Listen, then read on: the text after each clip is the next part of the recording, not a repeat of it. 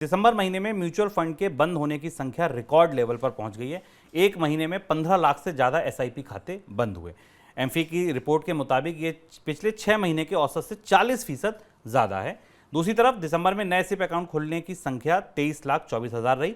इस तरह कुल सिप अकाउंट बढ़कर 6 करोड़ 12 लाख हो गए हैं। इनके जरिए मंथली करीब 13,000 करोड़ का निवेश, 13,500 करोड़ रुपए का निवेश म्यूचुअल फंड में पहुंचता है। एमफी के आंकड़ों में एक और दिलचस्प जानकारी सामने आई। देश के टॉप 30 शहरों से इतर छोटे शहरों और कस्बों से भी म्यूचुअल फंड में निवेश बढ़ रहा है। दिसंबर तिमाही में म्यूचुअल फंड एसेट में 11% की बढ़ोतरी इन्हीं शहरों और कस्बों से देखी गई। करीब 7 लाख करोड़ का 6.96 लाख करोड़ रुपए का जो एयूएम है वो इन्हीं छोटे शहरों से और कस्बों से आ रहा है। सर, सिप अकाउंट अचानक क्यों बंद होने लगे? ये तो बड़ी चिंता है, क्योंकि इन्हीं के भरोसे तो पूरा बाजार था। म्यूचुअल फंड निवेश पर कुछ भरोसा डगमगा रहा है। अगर हम आंकड़े करीब से देखें शुभम, सिप अकाउंट बंद होने की, तो हमने अप्रैल से सिप अकाउंट बंद होने की प्रक्रिया में बढ़ोतरी देखी थी और अप्रैल के आसपास जो मंथली आधार पर सिप अकाउंट बंद होने की संख्या थी वो 8 से 10 लाख के आसपास तैर रही थी और अब अचानक बढ़कर वो 15 लाख पर पहुंच गई। इसकी एक बड़ी वजह ये कि एक तो पूरा वित्त वर्ष खत्म हुआ और वित्त वर्ष के बाद निवेशकों को अपने रिटर्न की तस्वीर सामने आती दिखाई दी। 2020-21 में हमने देखा था कि जो लार्ज कैप इक्विटी फंड थे उन्होंने 16% और 26% के रिटर्न दिए थे, लेकिन इस साल 2022 का जब साल खत्म हुआ 31 दिसंबर को, तो ये रिटर्न केवल 4% रह गए। यानी जितना म्यूचुअल फंड का रिटर्न बीते 2 वर्षों में मिला था उतना उसका 1/3 1/4 रिटर्न 2022 में रह गया है। यही हमने देखा कि फ्लेक्सी कैप फंड्स के रिटर्न में भी गिरावट आई है, मिड कैप फंड्स के रिटर्न में भी गिरावट आई।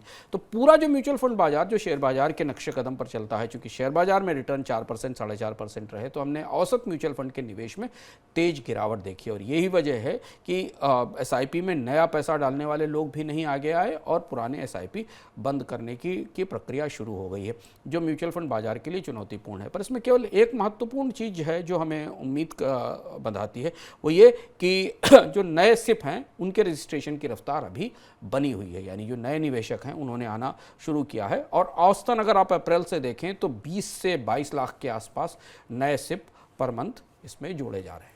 सर, भारत के बचत का जो ताज़ा व्यवहार हमारे सामने आया है, आपको लगता है उसके भी कुछ डॉट्स इससे जुड़ रहे हैं? हाँ, भारत की बचतों में हमने विस्तार से जब इकोनॉमिका में चर्चा की थी बचतों पर, तब हमने बताया था कि भारत में पिछले 2 साल के अंदर बैंकों से निकली हुई बचतों का एक हिस्सा तो खर्च और खपत में गया, महंगाई के कारण, वेतन न बढ़ने के कारण, लेकिन जो बचतें वहाँ से निकली उनका एक हिस्सा म्यूचुअल फंड निवेश में भी गया था और इसलिए म्यूचुअल फंड के में निवेश में एसआईपी में पिछले 3-4 साल में रिकॉर्ड बढ़ोतरी देखी गई थी।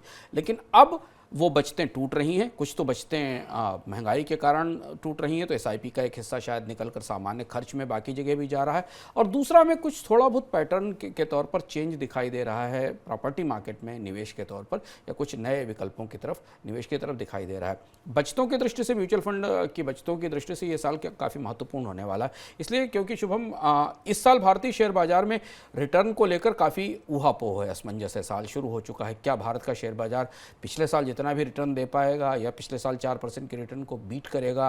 भारत के शेयर बाजार का रिटर्न फिलहाल अगर इस साल देखा जाए तो महंगाई से कम रहा है, इस साल महंगाई की दर से कम रहेगा या ज़्यादा रहेगा? ये सवाल बेहद अलग अलग तरीके से समझने की कोशिश की जा रही है और अगर महंगाई की दर ऊंची रहती है, ब्याज दरें और कर्ज की दरें ऊंची रहती हैं, तो म्यूचुअल फंड में नए निवेश में गिरावट का रुख थोड़ा लंबा चल सकता है।